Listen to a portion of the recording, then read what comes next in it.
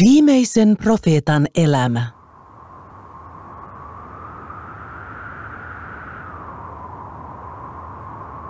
Allahu Ekber, Allahu Ekber. Allahu Ekber, Allahu Ekber. أشهد أن لا إله إلا الله. أشهد أن لا إله إلا الله. أشهد أن محمدا رسول الله. أشهد أن محمدا رسول الله. حي على الصلاة. حي على الصلاة.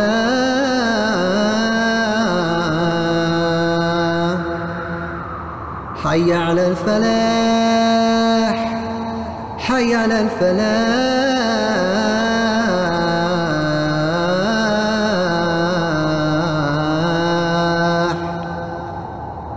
الله أكبر، الله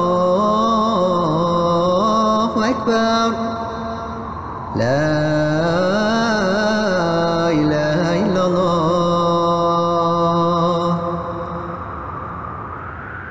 Lapsuus ja nuoruus. Muhammad sallallahu alaihi wasallam oli siunaus maailman kaikkeudelle. Muhammadin sallallahu alaihi wasallam elämä loistaa valon ja johdatuksen merkkinä kaikkina aikoina ja kaikille kansoille. Hän oli Jumalan viimeinen sanansaattaja, joka sinetöi kaikkien profeettojen sanoman ihmiskunnalle. Jumalan ykseyden nimeen hän lausui: La ilaha illallah Muhammadun Rasulu Allah. Ei ole muuta Jumalaa kuin Allah, ja Muhammad on Allahin sanansaattaja. Tämä on islamin keskeinen viesti. Viimeinen profetta, Muhammad sallallahu alaihi wasallam, syntyi Arabian karussa aavikkomaassa, Mekan kaupungissa, noin 600 vuotta jälkeen Jeesuksen, rauha hänelle. Kaupunki sijaitsi syvässä laaksossa, jota reunusti tummien vuorten sahalaitainen verho. Muhammad sallallahu alaihi wasallam oli orpo. Hänen isänsä kuoli ennen hänen syntymäänsä. Niinpä hänet kasvatettiin ja vieroitettiin arabien tapaan. Profeetan ollessa 6 vuoden ikäinen myös hänen äitinsä menehtyi. Ja profeetta jäi täysin yksin ensin isoisänsä Abd al-Muttalibin huostaan ja myöhemmin hänen huolehtivan setänsä Abu Talibin huostaan. Mekka oli tärkeä ja suosittu kaupunki, etenkin siksi, että siellä sijaitsi pyhä Kaaba. Kaaba oli ensimmäinen rakennus, jonka ihmiskunta omisti Jumalan ylistykselle. Sen rakensi profeetta Abraham poikansa Ismailin, rauha heille, avustuksella. Juuri tähän autioon ja hedelmättömään laaksoon oli Abraham pyhän tahdon mukaan asettunut vaimonsa Hajarin ja heidän yhteisen poikansa Ismailin kanssa. Ajan saatossa Mekasta tuli vähitellen pyhiinvaelluskaupunki sekä kukoistava kauppa- ja kulttuurikeskus, jonka kautta kulkivat suuret kauppakaravaanit Syyrian ja Jemenin välillä. Muhammad oli Abrahamin jälkeläinen Ismailin kautta suoraan alenevassa polvessa ja kuului jaloon ja tunnettuun Bani Hashimin sukuun. Paimentolaispoikana Muhammad sallallahu alaihi wasallam paimensi lampaita ja vuohia Mekan kukkuloilla polttavan kuuman auringon alla, tehtävä, joka tuntui olevan tuttu niille, joiden kohtalona oli tulla profeetaksi. Nuorena miehenä Muhammad sallallahu alaihi wasallam tuli kaikille tunnetuksi al-aminina, eli luotettavana, koska oli luonteeltaan rehellinen ja jalo. Hänen setänsä rakasti häntä syvästi ja otti hänet mukaansa kauppamatkoille Syyriaan. Setä opetti Muhammadia tienaamaan elantonsa kauppiaana. Muhammad sallallahu alaihi wasallam pärjäsi kauppa-alalla hyvin, vaikka olikin suhteellisen köyhä. Hänen rehellinen ja antelias luonteensa teki hänestä luotettavan ja pidetyn kaikkien hänet tuntevien keskuudessa. Mekassa asui eräs kunnioitettu rouva. Hänen nimensä oli Khadija. Muhammad työskenteli hänen alaisenaan. Muhammadin ollessa 25-vuotias Khadija kosi häntä epäsuorasti. Vaikka hän olikin Muhammedia vanhempi ja jäänyt leskeksi kahdesti, Muhammad hyväksyi hänen tarjouksensa. He menivät naimisiin ja elivät onnellista elämää. Khadija synnytti hänelle 2 poikaa ja 4 tytärtä. Surullista kyllä, hänen poikansa menehtyivät pieninä. Siitä huolimatta se oli ihanteellinen avioliitto ja he elivät yhdessä hyvää perhe-elämää. Muhammad sallallahu alaihi wasallam oli haluttu seuramies ja hänen viisaat neuvonsa olivat usein tarpeen. Tarina kertoo, että kun pyhää Kaabaa rakennettiin uudelleen suuren tulvan vahingoitettua sen seiniä, Quraishin 4 heimon välille syntyi erimielisyyttä siitä, mikä heimo saisi kunnian asettaa pyhän mustan kiven paikoilleen. Heimolaisten kesken oli juuri syntymässä tappelu, kun yksi vanhemmista ehdotti ratkaisun. Ensimmäisenä portista kulkevat tehköön päätöksen. Tällöin kaikki katsahtivat portille, ja heidän suureksi ilokseen Muhammad astui portista sisään. Hän on Al-Amin, luotettava, huusivat heimolaiset. Muhammad oli seurannut tapahtumia ja pyysi heimolaisia tuomaan palan kangasta. Hän asetti pyhän mustan kiven kankaalle ja käski jokaisesta heimosta edustajan tarttumaan kankaan reunoista ja nostamaan kiven ylös. Lopuksi profeetta asetti kiven paikoilleen. Näin riita oli ratkaistu ja tappelu estetty. Tuohon aikaan arabeilla oli monia hyviä ominaisuuksia. He olivat urheita, anteliaita ja uskollisia, mutta siitä huolimatta sortuivat usein pikkumaisiin verikostoihin. Kävivät lukemattomia sotia toisiaan vastaan, valmiina vuodattamaan verta hatarin perustein. Heillä ei varsinaisesti ollut kunnioitusta heikompia, orpoja ja leskiä kohtaan, ja he syyllistyivät usein runsaaseen alkoholin käyttöön ja turhamaisuuteen. Poikien korostuneen aseman takia monet isät tapasivat haudata ei-toivottuja tyttäriään elävältä heti synnytyksen jälkeen. Kaiken pahuuden takana oli kuitenkin monijumalaisuus. Polyteismiä, epäjumalien palvonnan kulttia, harjoittivat miltei kaikki. Abrahamin ikuinen uskonto ja perintö, yhden todellisen Jumalan palvominen, oli aikojen saatossa haudattu ja unohdettu. Vuosien aikana noin 360 epäjumalaa ja patsasta oli pystytetty pyhän Kaaban sisä- ja ulkopuolelle, ja heitä palvottiin herroina ja välittäjinä. Jopa Mooseksen ja Jeesuksen seuraajat hylkäsivät Abrahamin alkuperäisen yksijumalaisen uskon ja liittyivät moniin erillisiin lahkoihin ja heimoihin. Mutta Muhammad sallallahu alaihi wasallam oli toista maata. Hän ei koskaan osallistunut näihin erimielisyyksiin. Hänelle tuli myöhempinä vuosinaan tavaksi eristäytyä läheisen Hiravuoren luolaan, joka ei ollut kaukana Mekasta. Täällä hän avasi sydämensä ja rukoili etsien totuutta. Tuulen puhallusta lukuun ottamatta täydellisessä hiljaisuudessa hän tutkiskeli maailmankaikkeuden merkkejä. Profeetan synty. Juuri täällä, eränä Ramadanin kuukauden yönä, kaikki valtias kutsui palvelukseensa 40-vuotiaan Muhammadin. Sinä yönä, Lailat al-Qadrina, eli voiman yönä, totuuden henki laskeutui taivaalta tuoden mukanaan Koranin, Jumalan julistuksen ja valon ihmiskunnalle. Uusi luku maailman historiassa sai alkunsa. Kelmeä kuu loisti taivaalla, kun Muhammad sallallahu alaihi wasallam yhtäkkiä aisti totuuden läsnäolon. Yön hiljaisuudessa kaikui ääni. Lue. Muhammad oli tolaltaan. En osaa lukea, hän vastasi. Maa tuntui järisevän jalkojen alla, kun ääni toisti käskyn. Lue. Muhammad vastasi jälleen. En osaa lukea. Pelko kahlitsi hänet paikoilleen, eikä hän kyennyt liikkumaan. Lue, käski mahtava ääni jälleen. Mitä minun pitäisi lukea, kysyi profeetta. Silloin vapauden tunne valtasi Muhammadin, ja samassa aika ja avaruus pysähtyivät, ja taivas ja maa yhtyivät. Rauha oli koittanut, ja ihmiskunta herännyt uuteen aamuun. اقرأ باسم ربك الذي خلق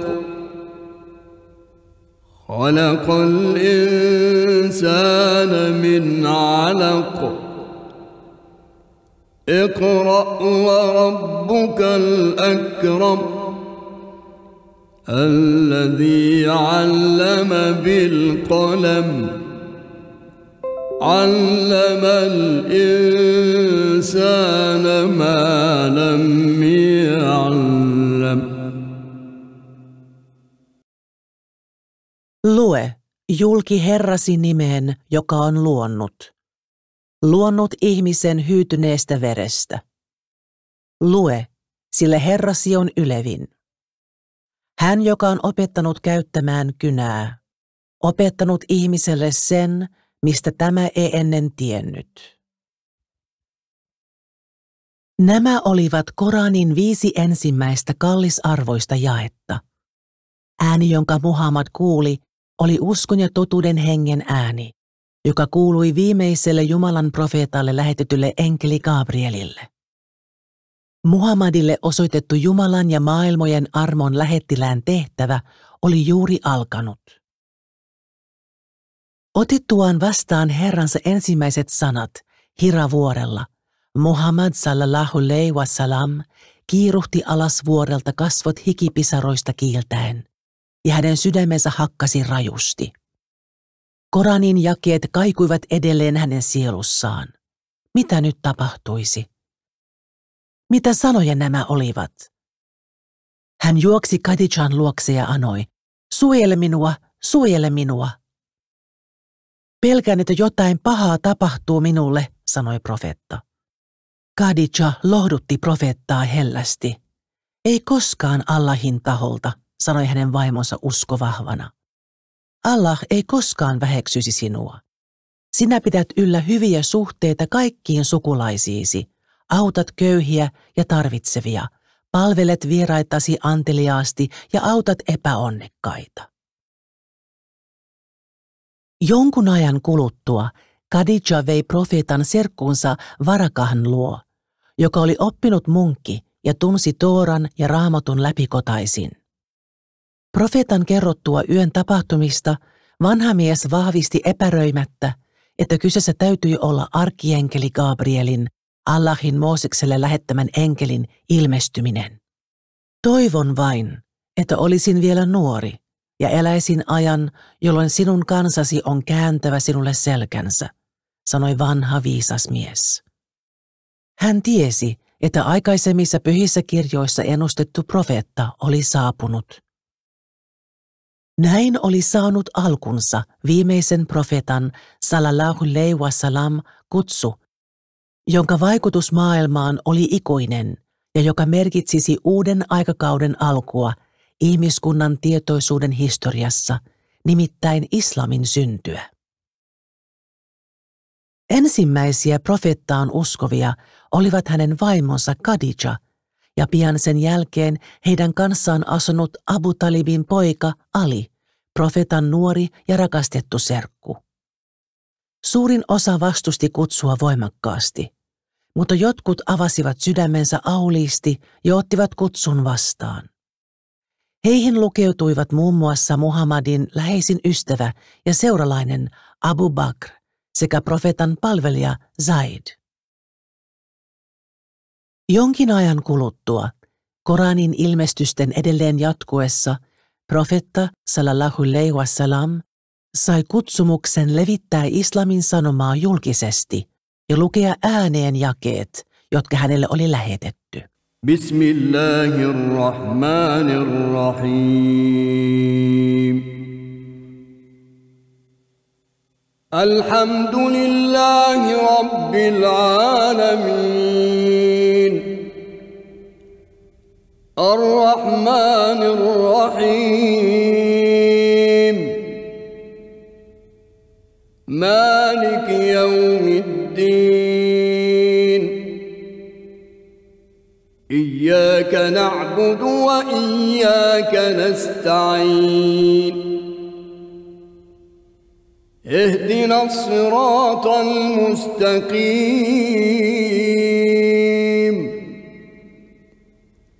صراط الذين أنعمت عليهم غير المغضوب عليهم ولا الضالين.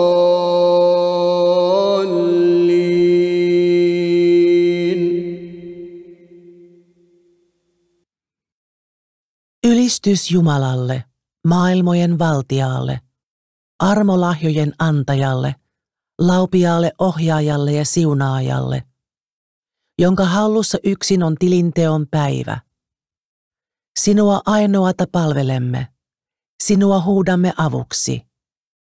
Ohjaa meidät oikeata tietä, niiden tietä, joiden osana on sinun mielisuosiosi. Ei niiden tietä, jotka ovat sinun vihasi alaisia, eikä niiden, jotka harhaan eksyvät. Eräänä päivänä profeetta sallallahu alaihi wasallam nousi pyhää Kaabaa lähellä olevalle kukkulalle ja kutsui qurashilaiset heimolaisensa paikalle. Kerääntyessään profeetan ympärille he kysyivät, mistä oli kyse. Muhammad sallallahu alaihi wasallam vastasi silloin, kertokaa minulle, Mekan miehet, jos väittäisin teille näkeväni armeijan tämän kukkulan toisella puolella, niin uskoisitteko minua? Totisesti, vastasi väkijoukko, sillä me luotamme sinuun ja tiedämme, ettet koskaan valehtelisi. Silloin, sanoi Muhammad, olkaa tietoisia ja ottakaa tämä varoituksen sana todesta. Jumala on käskenyt minua varoittamaan teitä, läheiseni, siitä, etten voi taata teille hyvää elämää maan päällä tai taivaassa. Tämän kuultuaan ihmisjoukko hämmentyi. Heidän seistessään hiljaisina paahtavan auringon alla profeetan setä Abu Lahab raivostui. Saisit kuolla pois! Ja niin he käänsivät selkänsä ja hajaantuivat, jättäen Muhammadin yksin kukkulalle seisomaan. Mekan asukkaat kuulostelivat näitä uusia sanoja, jotka kehottivat heitä kumartamaan Allahia ja ottamaan sydämeensä tämän rakastavan antautumisen uskonnon islamin. Pian mielipiteet kuitenkin jakautuivat jyrkästi. Moni alkoi kieltäytyä totuudesta. Vaikka Muhammad oli heidän pitkäaikainen harrasystävänsä, he rupesivatkin nyt haukkumaan tätä, pitämään tätä pilkkanaan ja kutsumaan hulluksi. Kaikesta vääryydestä huolimatta, hän ei koskaan vastannut arvostelijoilleen rumasti. Hän tapasi sanoa, sen joka uskoo Allahiin ja viimeiseen päivään tulisi olla hyvä vieraalleen. Sen joka uskoo Allahiin ja viimeiseen päivään kuuluisi kunnioittaa lähimmäistään. Ja sen joka uskoo Allahiin ja viimeiseen päivään tulisi sanoa hyvää tai olla vaiti. Muhammad sallallahu alaihi wasallam ei lannistunut.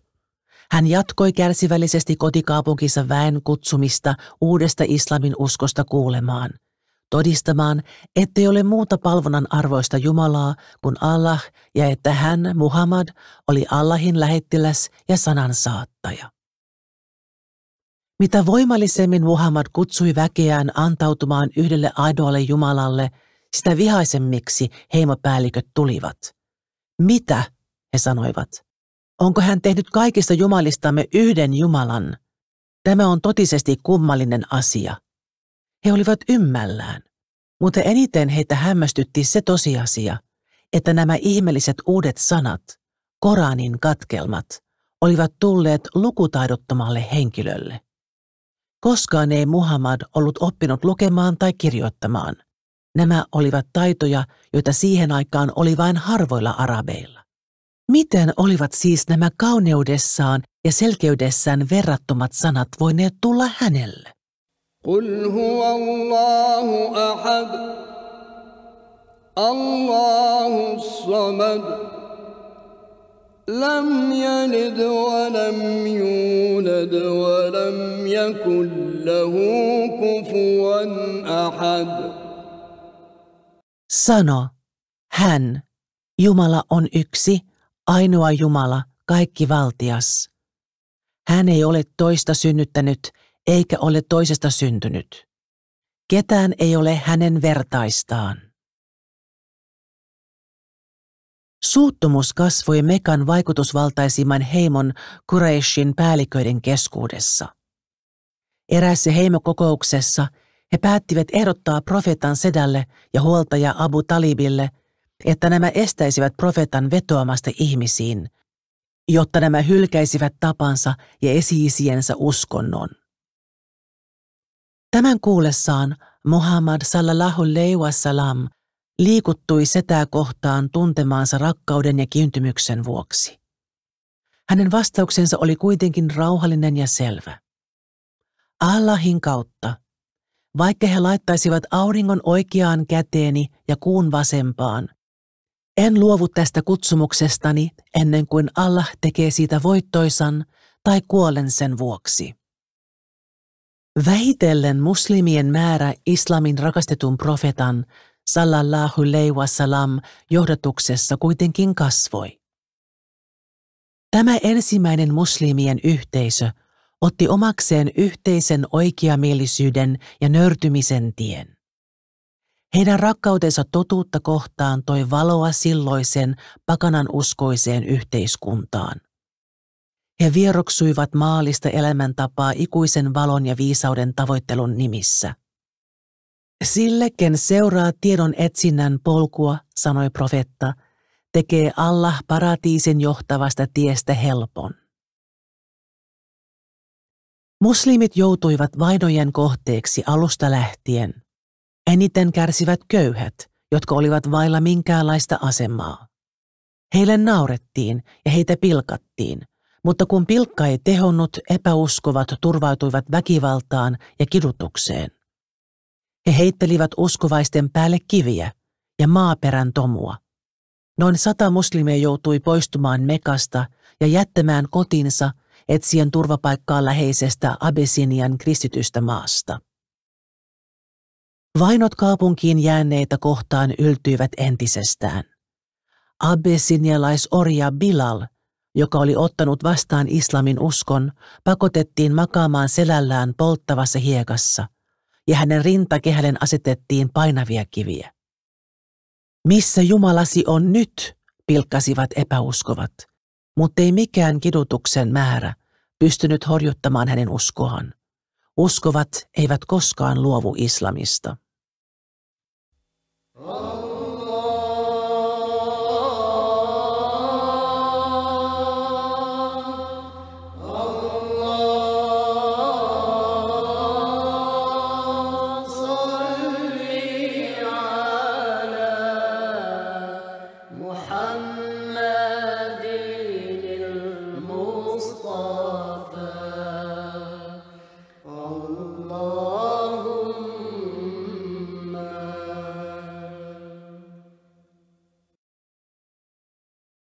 Silloin Mekan päälliköt keksivät uuden strategian.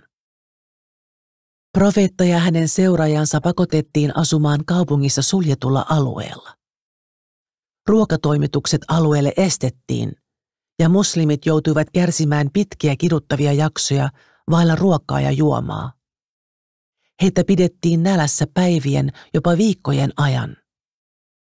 Tämä saarto alkoi 7 vuotta Koranin ilmestyksen jälkeen ja jatkui 3 vuoden ajan, mutta Allahin ylevyyden ansiosta muutamat hyväntahtoiset sydämet sortajien keskuudessa eivät enää sallineet kärsimyksen tuottamista. Asenteet pehmenivät vaiheittain ja lopulta saarto lakkautettiin. Jälleen pääsivät ihmiset näkemään ja kuulemaan profettaa. Mustine hiuksineen ja partoineen hän oli miehistä komein, pituutta hänellä oli kohtalaisesti. Hänen hymynsä paljasti kauniin valkoisina hohtavat hampaat. Ulkomuotoaan suuremman vaikutuksen ihmisiin tekivät kuitenkin hänen luonteensa ja moitteeton käytöksensä. Hänen sanansa olivat aina täynnä johdatusta ja viisautta. Hänen opetuksiensa ansiosta Arabian heimoyhteisöjen vanhat tavat ja perinteet kokivat suuren muutoksen. Hän sanoi, tukekaa veljeänne, teki hän väärää tai koki hän sitä. Eräs mies kysyi, Jumalan lähettiläs, voin auttaa häntä, kun hän kokee vääryyttä, mutta kuinka tuen häntä hänen tehdessä vääryyttä? Profeetta vastasi, estät häntä tekemästä vääryyttä, näin tuet häntä. Muhammadin, sallallahu alaihi wasallam, ystävällinen ja armollinen luonne oli vertaansa vailla. Usein kulkiessaan lapsijoukon ohitse hän pysähtyi silittämään lasten hiuksia ja joskus liittyi mukaan heidän viattomiin leikkeihinsä. Hän sanoi, Allahilla on 100 armoa, josta vain yksi lähetettiin alas jineille, ihmiskunnalle, pedoille, linnuille ja hyönteisille. Tämän armonsa ansiosta ne tukeutuvat toisiinsa, armahtavat toisiaan ja osoittavat kiintymystä nuoremmilleen. Itselleen Allah varasi 99 armoa, joilla hän armahtaa palvelijansa ylösnousemuksen päivänä. Profeetta soi naisille kunniaa ja erityisen arvon. Islam korotti heidät yhdellä kertaa ennen kuulumattomaan asemaan sen ajan yhteiskunnassa, taaten heille vertaansa vailla olevat oikeudet ja vapaudet. Profeetta sanoi paratiisin sijaitsevan äitien jalkojen juurella.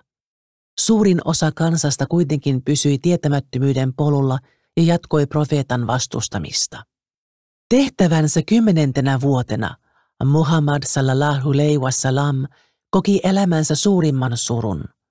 Tuolloin menehtyi hänen setänsä Abu Talib, joka oli aina ollut hänelle hyvin tärkeä tuki ja turva. Pian tämän jälkeen kuoli hänen rakastava vaimonsa Khadija. Profeetta Muhammadin koettelemuksia pahensi entuudestaan Taifin kansa, jolle hän oli välittänyt islamin sanomaa. Se torjui hänet nyt armottomasti ja lähetti kapinoitsijoita kivittämään profettaa, kunnes hän oli yltä päältä veressä. Tänä vaikeana aikana profetta sallallahu alaihi wasallam sai Allahilta yhden kaikkein suurimmoisimmista ja arvokkaimmista kunnianosoituksista, ihmeellisen yöllisen matkan.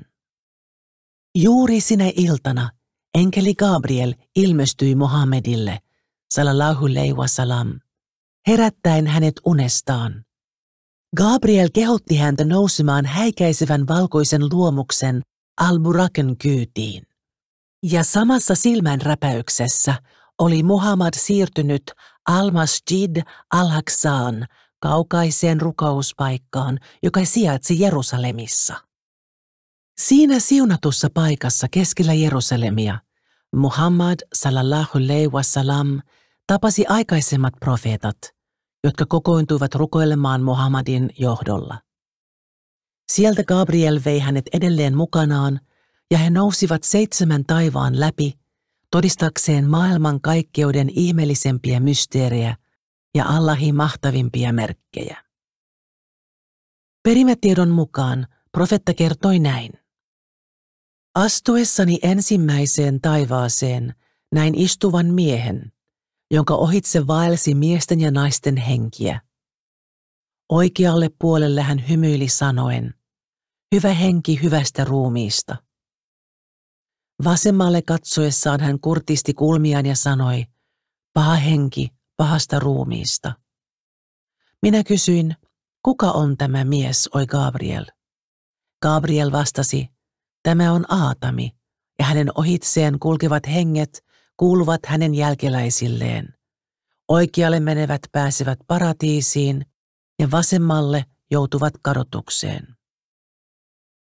Silloin enkeli Gabrielin ja Muhammadin sallallahu alaihi wasallam yöllinen matka jatkui. He kohosivat ylös läpi yhä uusien taivaiden kohdaten matkallaan monia profeettoja, Jeesuksen, Johanneksen, Joosefin, Aaronin, Mooseksen, rauha heille kaikille, kunnes he vihdoin pääsivät perille 7. taivaaseen. Siellä istui mies valtaistuimellaan, kuolemattomuuden kartanon porteilla.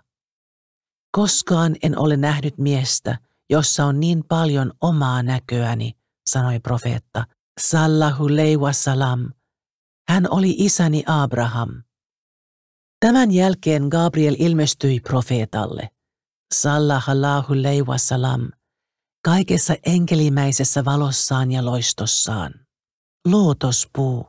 He olivat saavuttaneet äärimmäisen tietämyksen rajan, lootospuun, Sidrat al-Muntahan, joka oli arvoituksellisen väriloiston peitossa ja kaikessa sanoin kuvaamattomuudessaan täydellisen ehtymätön. ما كذب الفؤاد ما رأى أفتمارونه على ما يرى ولقد رآه نزلة أخرى عند سدرة المنتهى عندها جنة المأوى إذ يغشى السدرة ما يغشى ما زاغ البصر وما طغى لقد رأى من آيات ربه الكبرى. Ei hänen sydämensä keksinyt sitä, mitä hän näki. Miksi siis haluatte kiistellä hänen kanssaan siitä, mitä hän on nähnyt? Totisesti hän on nähnyt hänet toisessakin ilmestyksessä, lähellä etäisintä lootuspuuta, jonka vieressä on ikiasumusten puutarha, kun lootospuun verhosi se, mikä kykenee verhoamaan. Katse ei harhaillut eikä pettänyt.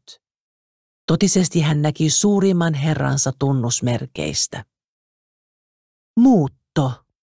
Muhammad sallallahu alaihi wasallam oli saavuttanut taivaallisten korkeuksien ylimmäisen huipun.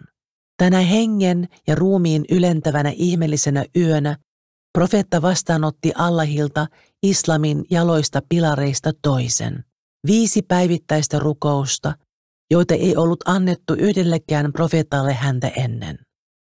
Koko maailmasta tuli kumartamisen ja rukoilun paikka muslimeille. Tämä Muhammedin matka ja siihen liittyvät kertomukset tunnetaan nimellä Al-Isra va al-Miraj, yöllinen matka ja nousu taivaiden halki.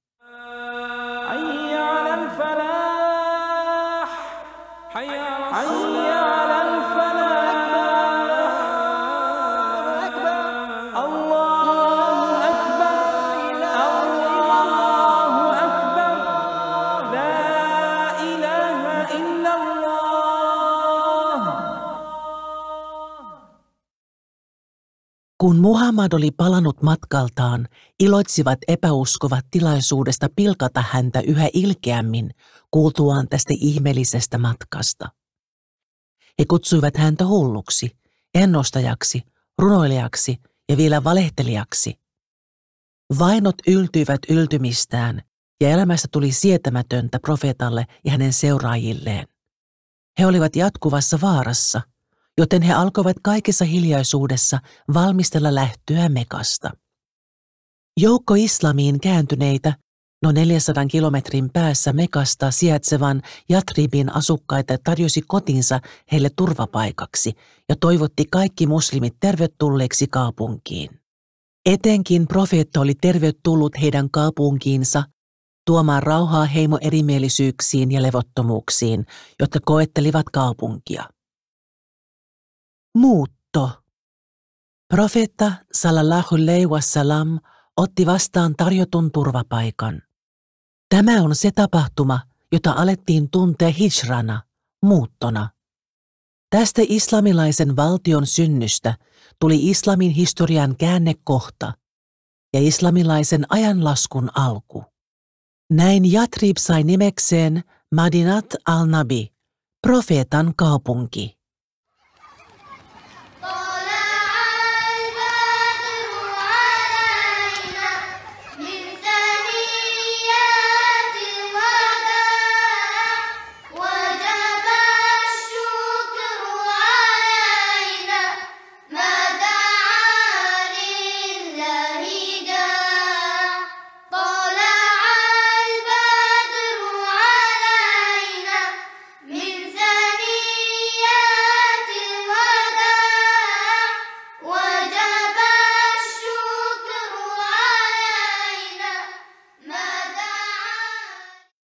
Kutsuttuaan islamin uskoa 13 vuoden ajan ja kärsittyään katkeraa vainoa arabipakanoiden taholta, Allahin lähettiläs Muhammad sallallahu alaihi wasallam lähti Mekasta yhdessä pienen muslimiyhteisön kanssa ja muutti Madinahin kaupunkiin, missä heille oli tarjottu rauhaa ja turvaa.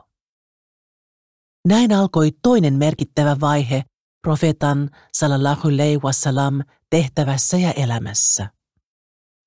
Madinassa profeetasta sallallahu alaihi wasallam tuli valtion päämies. Tästä eteenpäin islam kukoisti. Uusi nerokas ja oikeudenmukainen sosiaalinen järjestelmä oli syntynyt. Sen perustana oli moskeija. Täällä sai myös muotonsa islamin näkemys rauhasta kaikkien maailman ihmisten, uskontojen ja rotujen kesken. Tätä näkemystä voidaan käytännössä kutsua ensimmäiseksi ihmisoikeuksien ja vapauksien perustuslaiksi ja peruskirjaksi. Se takasi jokaiselle kansalaiselle vapautta, turvallisuutta ja oikeutta. 1. Oman tunnon ja palvonnan vapautta muslimeille sekä ei-muslimeille. 2. Turvaa ja suojelua kaikilta ulkopuolisilta uhkilta ja hyökkäyksiltä. 3. Oikeudenmukaisuutta ja kiellon kaikille rikoksille ja epämoraalisille teoille. والذين آمنوا وهاجروا وجاهدوا في سبيل الله والذين آووا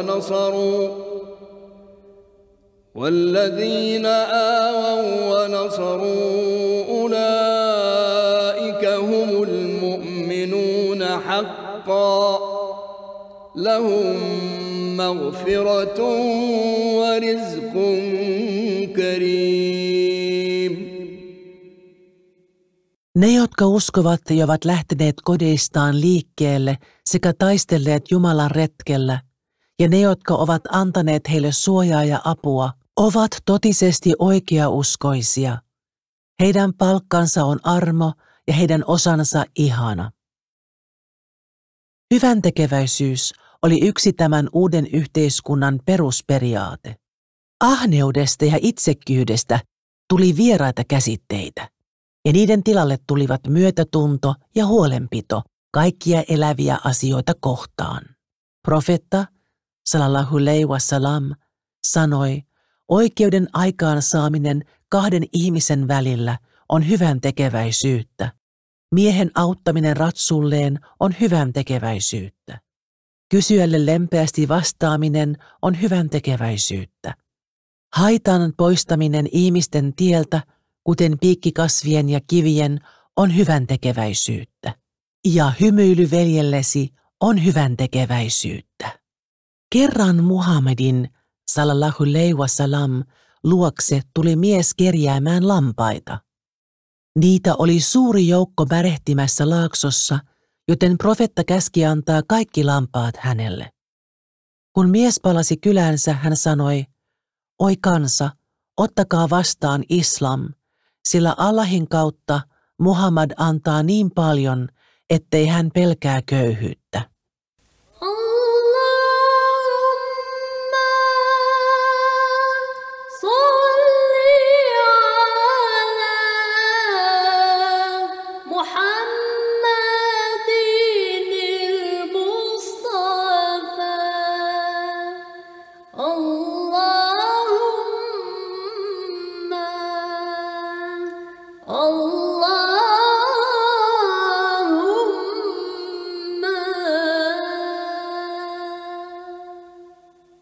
Täällä Madinassa syntyi 2 uutta ja tärkeää islamin pilaria. Muslimien tulisi maksaa zakata, varallisuusveroa köyhien ja tarpeessa olevien auttamiseksi, ja heidän tulisi paastota Ramadanin kuukauden aikana. Tänä ajanjaksona profeetta sallallahu alaihi wasallam avioitui uudelleen. Häntä kosi moni, mutta Aishaa lukuun ottamatta hänen vaimonsa olivat lähinnä marttyyreinä kuolleiden muslimien leskiä. Hänellä oli silti aina erityinen paikka ja muisto sydämessään Khadijalle, ensimmäiselle vaimolleen ja rakastetulle kumppanilleen. Madinan alueella asui myös muutama juutalaisheimo.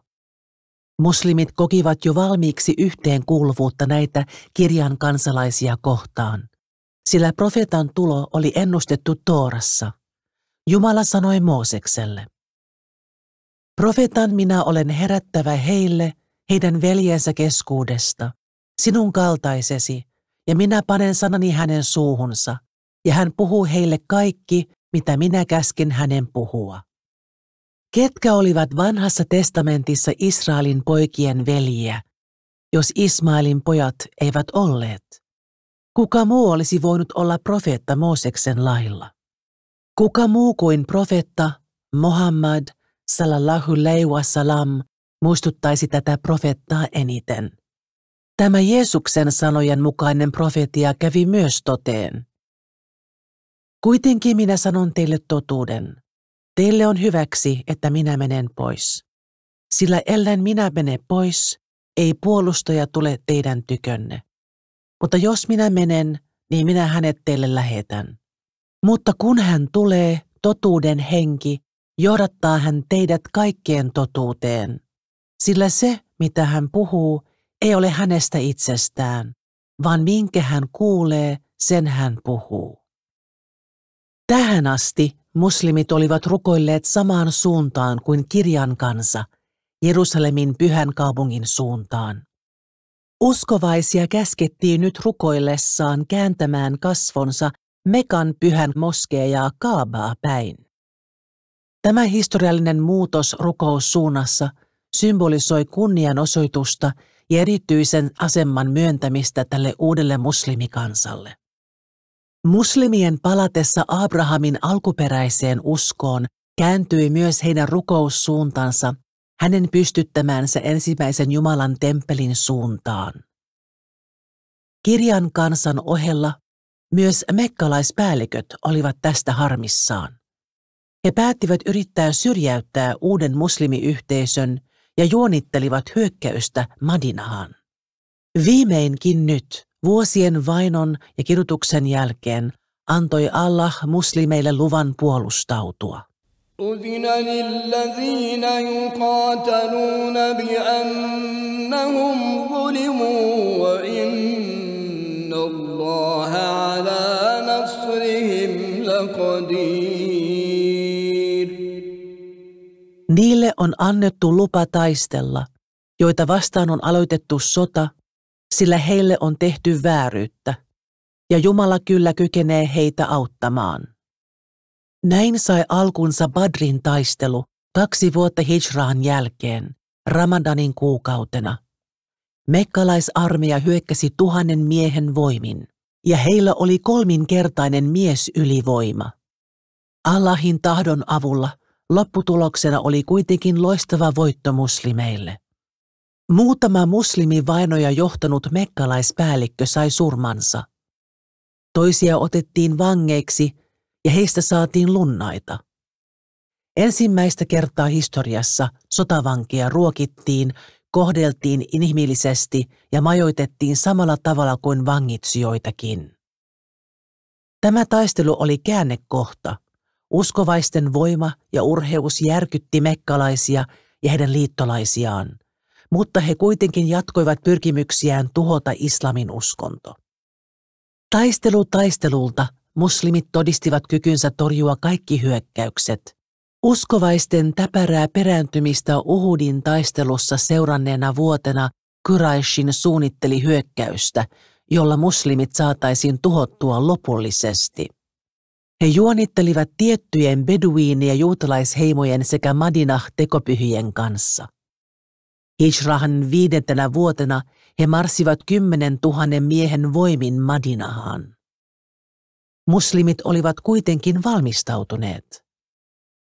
Salman persialaisen neuvosta he olivat kaivaneet laajan vallihautajärjestelmän kaupungin ympäri puolustautuakseen hyökkäykseltä. Profeetta itse, sallallahu alaihi wasallam, osallistui työhön ja hänen kaivaessaan muslimit lauloivat kertosäettä. Allahumma laula anta mahtadaina wa la tasaddaqna wa la sallaina ya Rabb. Allahumma laula anta mahtadaina wa la tasaddaqna wa la sallaina ya Rabb. فأنزل السكينة علينا يا رب وثبت الأقدام إن لقينا اللهم لولا أنت ما اهتدينا. Oi Allah, ilman sinua emme olisi johdatettuja, emmekä lahjoittaisi emmekä rukoilisi, oi Herra. Oi Allah, ilman sinua emme olisi johdatettuja, emmekä lahjoittaisi emmekä rukoilisi, oi Herra. Laske siis päällemme sielun rauha, oi Herra, ja vakauta jalkamme, jos tapaamme vihollisemme.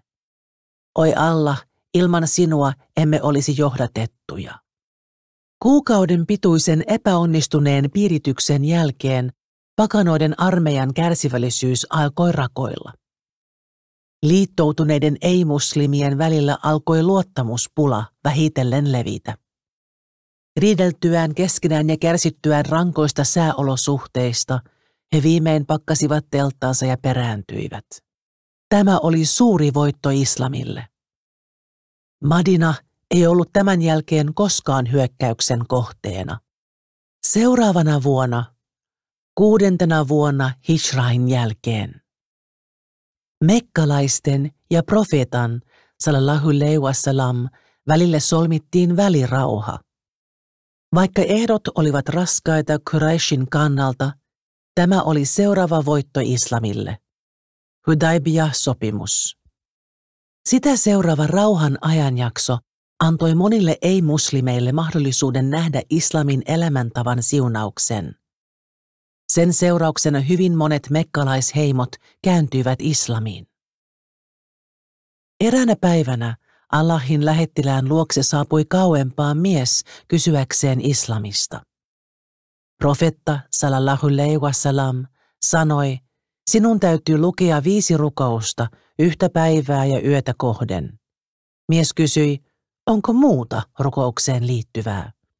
Profeetta vastasi, ei, mutta jos haluat lukea lisärukouksia, niin voit tehdä niin. Hän jatkoi, sinun täytyy paastota Ramadanin kuukauden päivänvalon tunteina. Mies kysyi, onko lisää paastottavaa? Profeetta vastaa, ei, mutta jos haluat paastota lisää, niin voit tehdä niin. Profeetta jatkaa, sinun täytyy maksaa zakah, pakollinen hyväntekeväisyys. Mies kysyi, onko muuta maksettavaa kuin zakah? Allahin lähettiläs, sallallahu alaihi wasallam, sanoi, ei, ellet halua antaa almuja omasta tahdostasi. Sillä hetkellä mies sanoi, Allahin kautta en tee tätä vähempää enkä enempää. Profeetta sallallahu alaihi wasallam huomautti, jos hän pitäytyy sanomassaan, niin hän tulee olemaan menestyksekäs. Tänä ajanjaksona profeetta sallallahu alaihi wasallam lähetti kirjeitä monille eri hallitsijoille. Kirjeensä saivat myös 2 sen ajan supervaltojen keisaria, Persian ja Byzantin keisarit, joita profeetta kutsui islamiin. Keisari Herakleios oli matkalla Jerusalemiin saadessaan viestin, jossa oli profeetan sinetti. Siinä luki Allahin palvelijalta ja lähettiläältä Muhammadilta Herakleokselle, Byzantinin keisarille. Rauha olkoon hänelle, joka seuraa oikeaa johdatusta. Kutsun sinut islamiin. Hyväksyessäsi sen, saat rauhaa ja menestystä, ja Allah kaksinkertaistaa palkkiosi. Jos kieltäydyt, alamaistesi synnit ovat sinun harteillasi. Viesti päättyi Koranin jakeella. قل يا أهل الكتاب تعالوا إلى كلمة سواء بيننا وبينكم ألا نعبد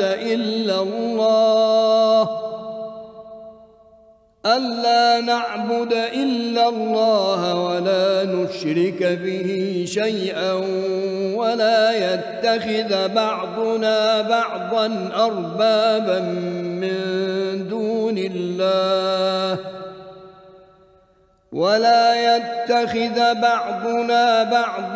أربابا من دون الله فإن تولوا فقولوا اشهدوا بأننا مسلمون. Sano juutalaisille ja kristityille, te pyhän kirjan omistajat, tulkaa yhteisymmärrykseen meidän kanssamme uskon asiasta, että meillä olisi samoin kuin teilläkin, ettemme palvele muuta kuin ainoata Jumalaa, emmekä aseta ketään hänen rinnalleen, emmekä kukaan pidä toistamme Herrana, emme pidä Herrana ketään muuta, paitsi Jumalaa. Jos he kääntyvät pois, niin sanokaa, olkaa todistajina, että me olemme Jumalalle alamaisia. Vaikka keisari tunnisti tilanteesta, että tämä tosiaan oli profeetta, jota pyhien kirjoitusten mukaan oli odotettu, hän tunsi itsensä painostetuksi ja uskollisuudesta päälliköilleen ja hoviherroilleen torjui saapuneen viestin. Ja niin, surullista kyllä, kohtalon tuulet puhalsivat ovet kiinni. Hyvät uutiset kaikuivat kuuroille korville ja profeetan sallallahu alaihi wasallam sanat kävivät väistämättä toteen. Mekan valloitus. Sillä välin islamin mahti Arabiassa kasvoi nopeasti. 2 vuotta mekkalaisten kanssa sovitun välirauhan jälkeen ja Quraishin rikkoessa toistuvasti ehtoja, Muhammad sallallahu alaihi wasallam päätti marssia Mekkaan noin 10 000 miehen armeijalla. Se, mitä tapahtui, oli maamerkki ja ikiaikainen ihme uskonnollisten valloitusten historiassa. Profeetta sallallahu alaihi wasallam valtasi kaupungin vuodattamatta pisaraakaan verta. Hän ratsasti porttien läpi kamelilla, pää kumarassa nöyryydestä, hänen vapisevien vihollistensa tuijottaessa. Heidän suureksi ihmekseen profeetta antoi anteeksi kaikille, jotka olivat siihen asti olleet katkeria islamin vihollisia. Hän julisti julkisen armahduksen.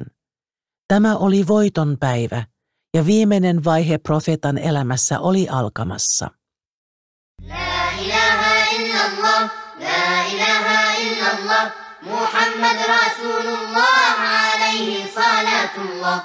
La ilaha illallah, la ilaha illallah, Muhammad Rasulullah alayhi salatullah. بسم الله بدأت كلامي وصلاتي وسلامي بسم الله بدأت كلامي وصلاتي وسلامي على المضلل بالغمام محمد رسول الله. لا إله إلا الله، لا إله إلا الله، محمد رسول الله عليه صلاة الله. لا إله إلا الله، لا إله إلا الله، محمد رسول الله عليه صلاة الله. إن آسأت فاحملوني أو أخطأت فاعذروني إن آسأت فاحملوني أو أخطأت فاعذروني. يفنى ما في هذا الكون ولا يبقى إلا الله. لا إله إلا الله، لا إله إلا الله، محمد رسول الله عليه صلاة الله. لا إله إلا الله، لا إله إلا الله، محمد رسول الله عليه صلاة الله. لا إله إلا الله، لا إله إلا الله، محمد رسول الله. Mekan valloitus oli ohi. Islamin viholliset antautuivat ja heille annettiin suopeasti anteeksi. Todistaessaan profeetan sallallahu alaihi wasallam armollista käyttäytymistä ja luonnetta, Mekan kansa hyväksyi islamin vapaaehtoisesti. Profeetta sallallahu alaihi wasallam astui Kaaban pyhän piiriin. Siellä seisoivat kaikki 360 epäjumalaa ja kiveä, väärät jumalat, joille arabit olivat kumartaneet ja joita he olivat palvoneet niin kauan. Yksitellen profeetan sallallahu alaihi wasallam käskystä epäjumalat pirstottiin palasiksi ja vihdoin epäjumaluuden symbolit poistettiin Arabian niemimaalta. Viimeinkin tämä talo, pyhä Kaaba, jonka pystytti jalo profeetta Abraham ja hänen ensimmäinen poikansa Ismael, puhdistui ja omistettiin uudelleen yhden ainoan Jumalan, Allahin, maailmojen Herran palvonnalle. هو الذي أرسل رسوله بالهدى ودين الحق ليظهره على الدين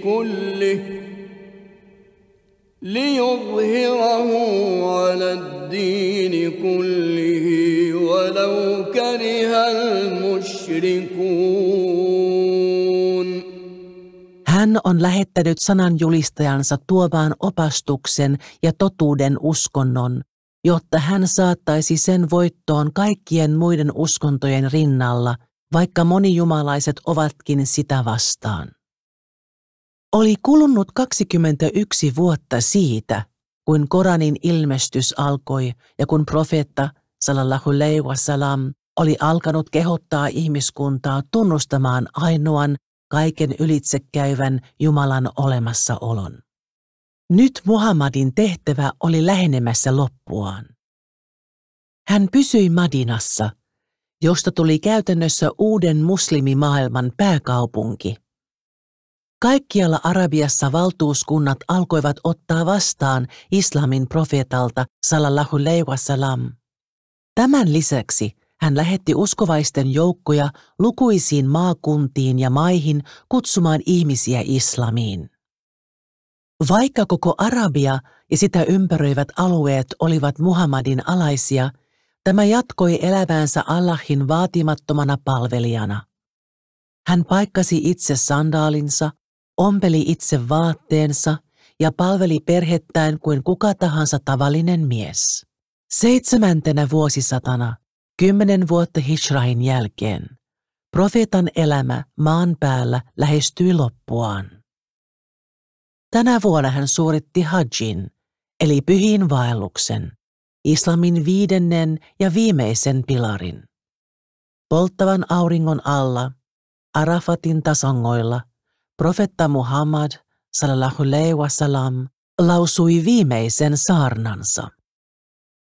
Oi kansa, kuunnelkaa sanojani huolellisesti, sillä en tiedä tapaanko teitä enää tämän vuoden jälkeen tässä paikassa. Oi kansa, elämänne ja omaisuutenne ovat pyhiä ja loukkaamattomia, kunnes tapaatte Herranne, kuten on myös tämä pyhä paikka, tämä pyhä päivä sekä tämä pyhä kuukausi. Muistakaa, että te tosiaan tapaatte Herranne ja vastaatte teoistanne, joten varokaa. Kuka tahansa teistä, jolle on luotettu jokin asia, palauttakoon sen oikealle omistajalleen. Kaikki koron kiskonta olkoon lakkautettu, toisaalta pääomanne on teidän. Älkää tehkö vääryyttä, niin teille ei tehdä vääryyttä. Kaikki verenvuodatus tietämättömyyden pakana-ajoista jääköön kostamatta. Oi kansa, paholainen on menettänyt toivonsa tulla koskaan palvotuksi tässä teidän maassanne. Kuitenkin hän vielä yrittää johtaa teidät harhaan asioissanne. Varokaa häntä siis, uskontonne olkoon turvanne. Aika on kulunut, ja se on kuten se oli päivänä, jona Jumala loi taivaat ja maan. Kuukausien lukumäärä on 12, 4 niistä on pyhiä, joiden aikana sotiminen ja taisteleminen on kiellettyä. Teillä on oikeutenne vaimojenne suhteen ja heillä on oikeutensa teidän suhteen. On teidän oikeutenne, etteivät vaimonne tee tuttavuutta niiden kanssa, joita ette kelpuuta. Kohdelkaa naisianne hyvin ja olkaa suopeita heitä kohtaan, sillä he ovat kumppaneitanne sekä uskollisia auttajianne. Olette ottaneet vaimonne vain luottona Allahilta, ja te nautitte heistä vain hänen luvallaan. Joten kuunnelkaa minua mitä hartaimmin, oi kansa, ja käyttäkää järkeänne hyvin. Jätän taakseni 2 asiaa, Koranin ja esimerkkini, sunnah. Jos seuraatte niitä, ette joudu harhaan. Oi kansa, kuunnelkaa sanojani. Tietäkää, että jokainen muslimi on veli toiselle muslimille, ja että kaikki muslimit muodostavat yhden veljeskunnan. On laillista ottaa veljeltänne vain se, minkä hän teille tahdostaan antaa, joten älkää tehkö vääryyttä itsellenne. Sitten profeetta, sallallahu alaihi wasallam, katsoi taivaaseen ja sanoi, olet todistajani, oi Allah, siinä, että olen välittänyt sinun viestisi sinun kansallesi. Tämä oli se hetki, jolloin Koranin viimeiset sanat ilmoitettiin. اليوم أكملت لكم دينكم وأتممت عليكم نعمتي ورضيت لكم الإسلام دينا. Tänä päivänä minä olen saattanut täydelliseksi teidän uskontonne ja sallinut mielisuosioni ylenpalttisesti tulla teidän osaksenne. Olen armossani antanut islamin teidän uskonnoksenne. Muutaman kuukauden kuluttua siitä, kuin profeetta oli täyttänyt 63 vuotta, kaikkivaltias Allah otti takaisin hänen sielunsa. Profeetta Muhammad, sallallahu alaihi wasallam, siirtyi tuon puoleiseen kotonaan Madinassa, jättäen taakseen vain pienen omaisuuden maailman ollessa hänen jalkojensa juurella, mutta ei yhdenkään dinaarin jäädessä hänen nimiinsä. Kuitenkin hänen viestinsä henki säilyy kirkkaana ja elävänä nykyajassa, samanlaisena kuin se oli ensimmäisen kerran ilmestyessään, sellaisena, että ihminen voi todistaa profeetan elämän ja tehtävän ihmettä, hänen kutsunsa kauneutta ja täydellisyyttä. Päätän tämän johdannon profeetan sanoihin. Ne on tarkoitettu kaikille niille, jotka haluavat oppia islamista ja tulla osalliseksi profeetan välittämästä armosta. Ette astu taivaaseen ennen kuin uskotte, ettekä usko ennen kuin rakastatte toinen toistanne. Eikö minun pitäisi johdattaa teidät asiaan, jota tekemällä lisäätte rakkautta välillänne? Levittäkää as-salam, rauhaa. La ilaha illallah Muhammadun Rasulu Allah. Ei ole muuta Jumalaa kuin Allah, ja Muhammad on Allahin sanansaattaja.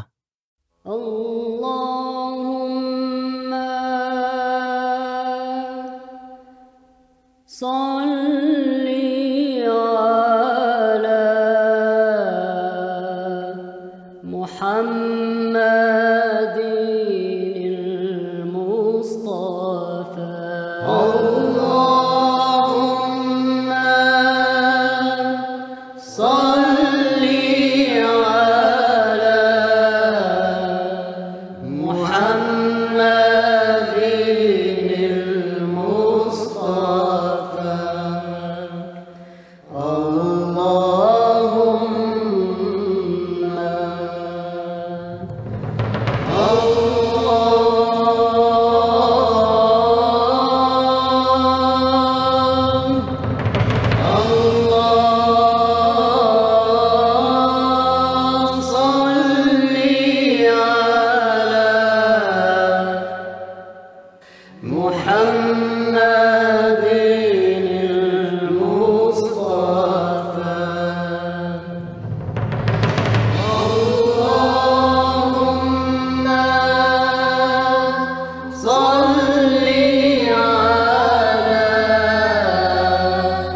محمد المصطفى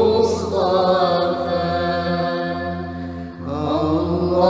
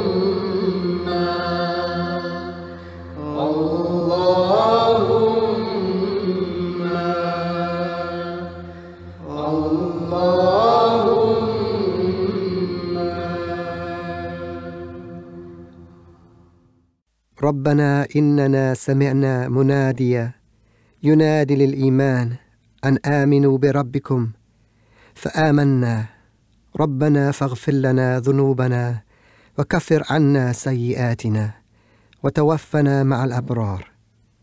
اللهم صل على محمد وعلى آل محمد كما صليت على إبراهيم وعلى آل إبراهيم في العالمين إنك حميد مجيد. سبحان ربك رب العزة أما يصفون وسلام على المرسلين والحمد لله رب العالمين.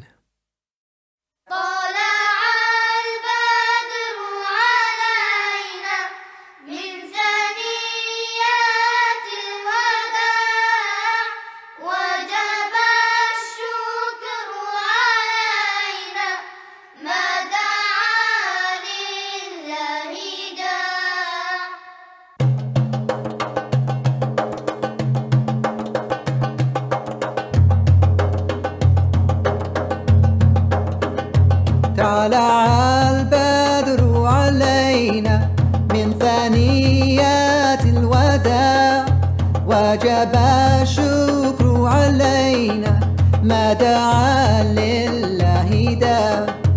Oh, the white moon rose over us from the valley of Wada, and we owe it to show gratefulness where the call is to Allah.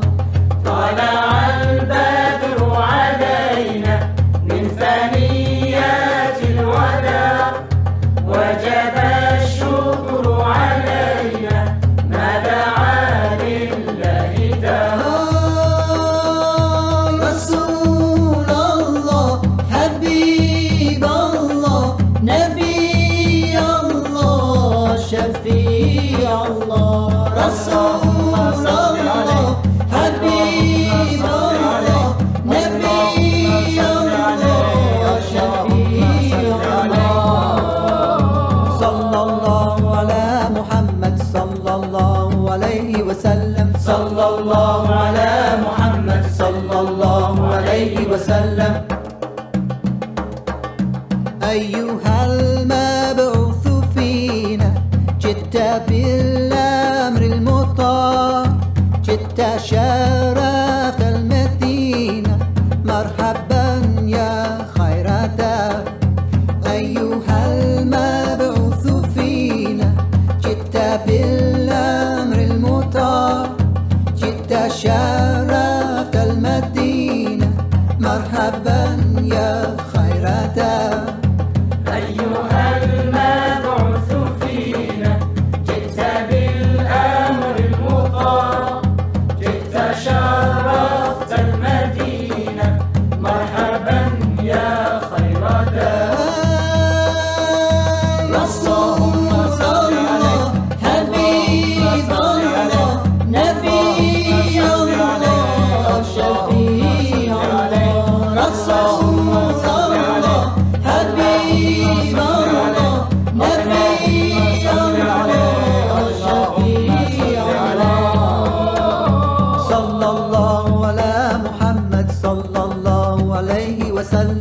صلى الله على محمد صلى الله عليه وسلم.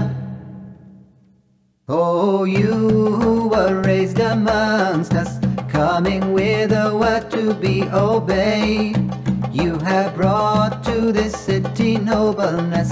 Welcome, best caller to God's way. أيها المبعوث فينا جئت بالأمر المطاع، جئت شرفت المدينة، مرحبا يا خير دار. طلع البدر علينا من ثنيات الوداع، وجب الشكر علينا ما دعا لله دار.